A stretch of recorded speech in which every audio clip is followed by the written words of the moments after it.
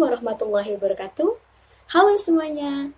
Perkenalkan, nama saya Nadia Hurnisa dari kelas TBI 1, angkatan 2021 dengan NIM 211101060022. Saya berasal dari program studi Tadris Bahasa Inggris Universitas Islam Negeri Kiai Haji Ahmad Syeikh Jember. Pada video kali ini, saya akan menjelaskan tentang present tense. Mungkin banyak dari kalian yang nonton video ini udah tahu apa sih itu present tense. Dan mungkin juga ada beberapa dari kalian nggak tahu apa sih itu present tense. Nah, di video kali ini saya akan menjelaskan dengan jelas apa sih itu present tense, digunakan untuk apa, bagaimana caranya, dan rumusnya seperti apa. Bagi kalian yang penasaran, mari kita lanjut ke videonya. Let's get started. Sebelum kita lanjut ke pembahasan yang lebih jelas tentang present tense, ada baiknya nih kita tahu apa sih itu present tense, apa pengertian dari present tense. So, saya akan menjelaskannya. Dikutip dari Oxford Languages, present tense ialah a tense expressing an action that is currently going on or habitually performed or a state that currently or generally exists. Yang artinya, tenses yang menyatakan suatu tindakan yang sedang terjadi atau biasa dilakukan atau keadaan yang saat ini dan umumnya ada. Present tense ialah tenses yang paling sering digunakan dalam bahasa Inggris. Tenses ini merupakan dasar dari semua tenses yang ada di bahasa Inggris. Lalu, present tense itu digunakan untuk apa saja? Present tense itu biasanya digunakan dalam 4 macam. Yang pertama yaitu digunakan dalam membicarakan atau menuliskan daily activities kalian, kegiatan sehari-hari kalian yang terus diulangi secara terus-menerus, yaitu setiap hari kalian melakukan itu. Yang kedua itu digunakan untuk menyatakan fakta. Yang ketiga digunakan untuk memberikan perintah atau larangan. Dan yang terakhir digunakan ketika membicarakan rencana di masa depan, akan tetapi jangka waktunya dekat dengan sekarang. Selanjutnya saya akan menjelaskan tentang yang pertama, yaitu menyatakan kegiatan sehari-hari, atau dalam bahasa Inggrisnya biasa disebut dengan daily activities. Maksud dari kegiatan sehari-hari di sini itu kegiatan yang terus diulang setiap harinya, atau dengan kata lain bisa disebut dengan rutinitas. Penanda waktu dari penggunaan tense ini tuh bermacam-macam. Biasanya menggunakan always, every day, every night, every morning, and etc. Contoh dari yang pertama ini, kalimat yang pertama ini itu I go to school every day. I eat rice every day. Nah, selanjutnya yang kedua yaitu untuk menyatakan fakta. Fakta di sini ialah kebenaran yang diakui oleh semua orang. Contohnya, es itu pasti dingin, api itu pasti panas, dan matahari akan selalu terbit dari timur dan tenggelam di barat. Kalau terbit dari barat, lalu tenggelam ke timur, itu mungkin udah tanda-tanda besar dari kiamat ya. Nah, contohnya misalnya dalam bahasa Inggris itu kayak es itu dingin, bahasa Inggrisnya ice is cold. Everyone pasti 100% believe, 100% percaya bahwa itu kalau es itu pasti dingin dan api pasti panas, seperti itu. Nah, selanjutnya yang ketiga yaitu untuk kalimat perintah dan larangan, atau bisa disebut juga dengan imperatif. Contohnya dari kalimat yang perintah, close the door, open the window. Biasanya diakhiri dengan tanda seru di belakangnya, yang artinya close the door. Artinya itu tutup pintu itu. Open the window, buka pintu itu. Dan misal kalau dari larangan, please don't touch that, jangan sentuh itu. Terus yang selanjutnya, don't love me, jangan mencintaiku. Seperti itu. Itu adalah contoh dari perintah dan juga contoh dari larangan. Lalu yang terakhir yaitu digunakan ketika membicarakan rencana di masa depan, akan tetapi jangka waktunya dekat dengan sekarang. Jadi ini tuh yang akan kita lakukan ke depannya, tapi tidak jauh-jauh juga. Maksudnya jangka waktunya tuh tidak sampai 1 bulan, tidak sampai 1 minggu. Itu jangka waktunya biasanya hanya 1 menit atau 2 jam, hanya dekat-dekat gitu jarak waktunya. Contohnya seperti ini, the film starts soon. Itu artinya filmnya akan mulai. Itu kan berarti belum terjadi, akan terjadi di masa yang akan datang, tetapi soon. Soon itu segera. Nah, seperti itu contohnya. Nah, di video sebelumnya sudah saya jelaskan nih, present tense itu digunakan untuk apa saja, digunakan untuk kapan saja, seperti itu. Nah, selanjutnya saya akan menjelaskan tentang penggunaan present tense, cara membuat kalimat present tense, dan rumus-rumusnya akan saya jelaskan di video ini. Selanjutnya kita akan belajar tentang cara penulisan simple present tense. Gimana sih cara nulis simple present tense yang benar dan baik, yang baik dan benar? Marilah kita belajar bersama-sama.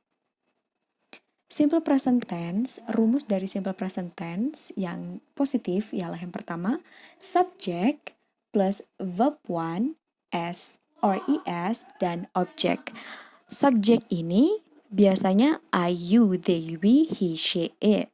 Dan verb ini ada verb 1, verb 2, and verb 3, and object. Simple present tense ialah tense yang paling mudah. Biasanya yang paling mudah ini menggunakan verb 1. Present tense menggunakan verb 1. Nah, terus pasti ada bertanya, S or IS itu apa? Mungkin dari beberapa dari kalian udah tahu S or IS ini gunanya untuk apa. Tapi mungkin juga ada yang belum tahu gunanya S or IS dalam rumus ini tuh apa.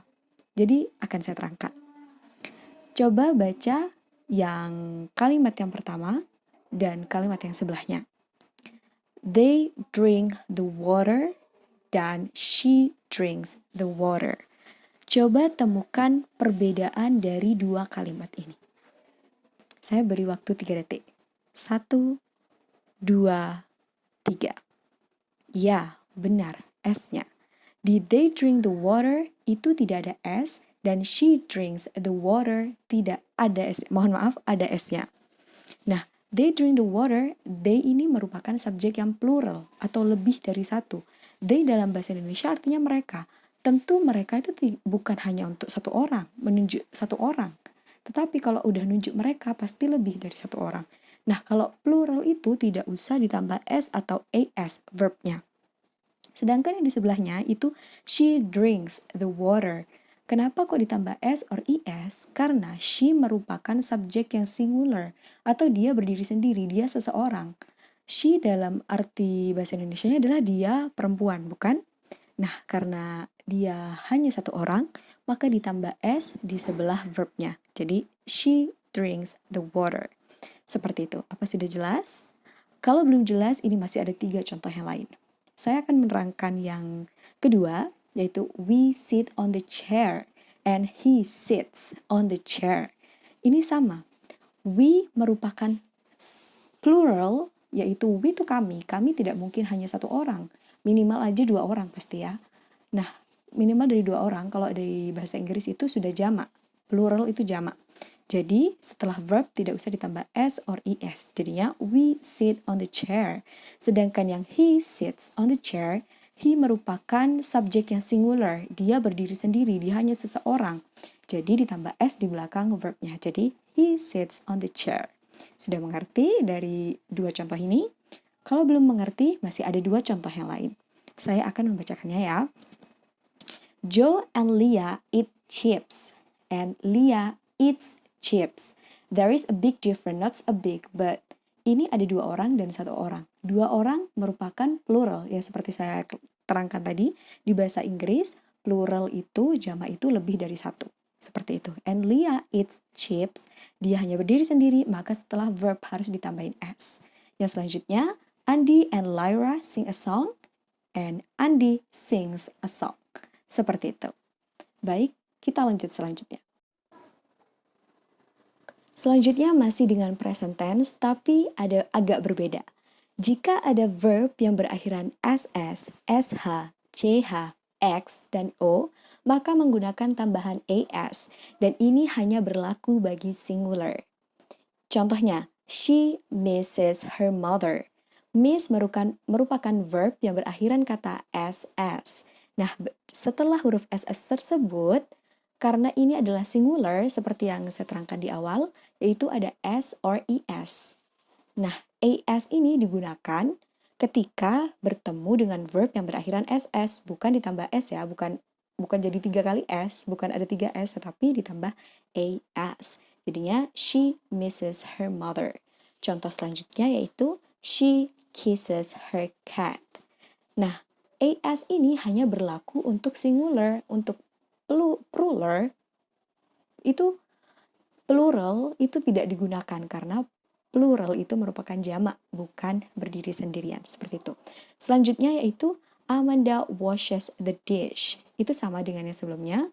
Ini verb yang berakhiran dengan SH, maka setelah SH tersebut harus ditambah AS, bukan S ya, bukan washes gitu. Jadi, tapi ditambah dengan AS, washes. Amanda washes the dish. And the next example is Andy pushes the door. Push juga verb yang berakhiran kata SH, dan setelah SH harus ditambah dengan AS. Jadi, Andy pushes the door. Dan selanjutnya, Anthony watches a movie. Sama seperti sebelumnya, watch merupakan verb yang berakhiran kata atau berakhiran huruf CH. Dan setelah CH harus ditambah AS, bukan S. Kalau watch itu enggak sekali gitu, enggak banget gitu.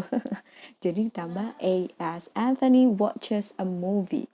Contoh selanjutnya yaitu Jenny watches a K-drama.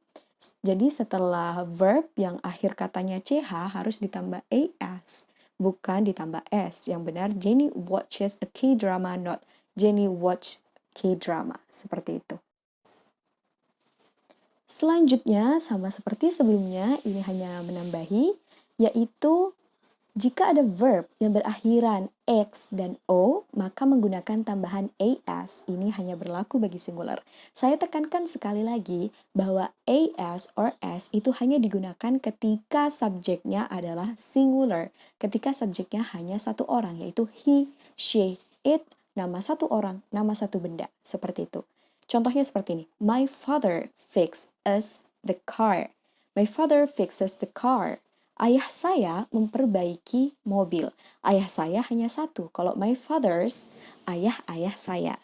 Itu adalah plural, bukan singular. My father fixes the car. Ayah saya memperbaiki mobil. Selanjutnya yaitu Liana mixes the color. Liana mencampur warna. Mixes. Karena Liana adalah singular, Liana ini merupakan she, dia perempuan, dan tapi diganti dengan nama, maka dia tetap singular. Liana mixes the color. Liana mixes the color. Contoh selanjutnya yaitu verb yang berakhiran dengan huruf O. Contohnya, she goes to the salon. She goes to the salon. Dia pergi ke salon. Sama seperti sebelumnya. Ini hanya berlaku untuk singular. She singular, maka go ditambah AS belakangnya, bukan ditambah S. Kalau ditambah S jadinya goes. That's not. Itu aneh banget gak sih? That's not true, okay? She goes to the salon. Dan selanjutnya, contoh berikutnya yaitu Andy does the task. Andy mengerjakan tugasnya. Andy mengerjakan tugas. Andy does the task. Andy hanya satu orang, Andy hanya singular. Seperti itu. Singular yaitu he, she, it, nama satu orang dan nama satu benda. Baik, selanjutnya masih membahas dengan rumus yang positif ya. Selain itu, ada juga beberapa verb yang ketika menjadi present tense dan digunakan oleh satu orang, he, she, it, nama orang, nama benda akan berubah, yaitu contohnya, ketika huruf konsonan bertemu dengan y, maka ketika menjadi verb one dalam present tense, ia akan menjadi i dan ditambahi dengan imbuhan as. Contohnya, fly. Fly yaitu F-L-Y. Nah, L tersebut merupakan huruf konsonan. Huruf konsonan adalah huruf mati. Kalau huruf vokal itu seperti A, I, U, E, O. Sedangkan L ini adalah huruf mati. Nah, ketika huruf mati bertemu dengan Y, maka ketika menjadi simple present tense, maka Y-nya akan diganti dengan I dan ditambah AS. Jadinya flies. Contohnya yaitu bird flies on the sky. Seperti itu. Selanjutnya yaitu huruf yang vokal.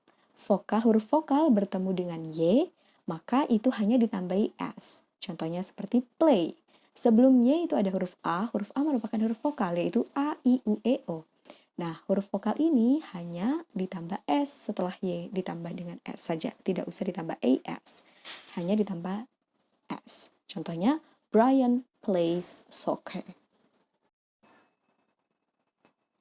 Selanjutnya yaitu form yang negatif dari present tense. Rumus negatif dari present tense ialah subject, do or does, plus not, plus verb 1, plus object. Contohnya, they do not, don't buy the books. Mengapa they ini menggunakan do? Karena do ini merupakan to be dari plural. Plural tersebut jamak. They itu lebih dari satu merupakan jamak. Nah, menggunakan to be do. Lalu kenapa kok pakai not? Karena ini merupakan negative sentence, jadi harus menggunakan not. Yang benar, they don't buy the books. Seperti itu. Contoh selanjutnya yaitu we do not or don't bring the books. We juga merupakan merupakan plural juga ya. Jadi menggunakan we do not bring the books. Seperti itu. Lalu selanjutnya ini merupakan contoh yang singular. Contoh singular itu hanya satu orang, yang seperti saya terangkan yang tadi. He, she, it, nama orang, nama benda merupakan singular. She doesn't like the music. She does not like the music. Mengapa menggunakan does bukan menggunakan do? Does ini merupakan to be yang digunakan untuk singular, seperti itu. Dan not sama seperti yang plural yang di atasnya. Karena ini negative sentence, jadi menggunakan not. Lalu kok like, kok nggak ada S-nya? Nggak seperti yang positive sentence tadi. Kenapa? Karena kalau sudah jadi negative sentence, itu verbnya tidak memakai S lagi. Itu sudah dihapuskan. Jadi, makainya like saja, tidak usah ditambahin S. Yang benar, she does not or doesn't like the music. Contoh bawahnya, he does not or doesn't play basketball. Seperti itu.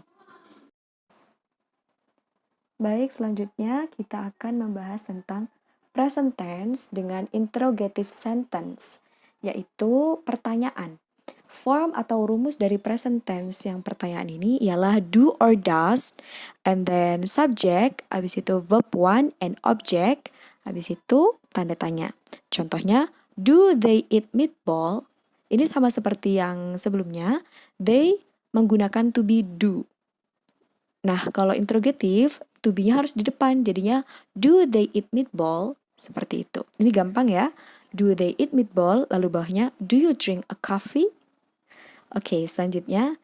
Jadi ini yang do they eat meatball or do you drink a coffee ini merupakan contoh buat yang plural. Oke, selanjutnya itu contoh untuk yang singular. Singular adalah yang berdiri sendiri, yang sendiri, dan sedangkan plural untuk yang jamak atau lebih dari satu. Oke, contohnya di sini, does she love me?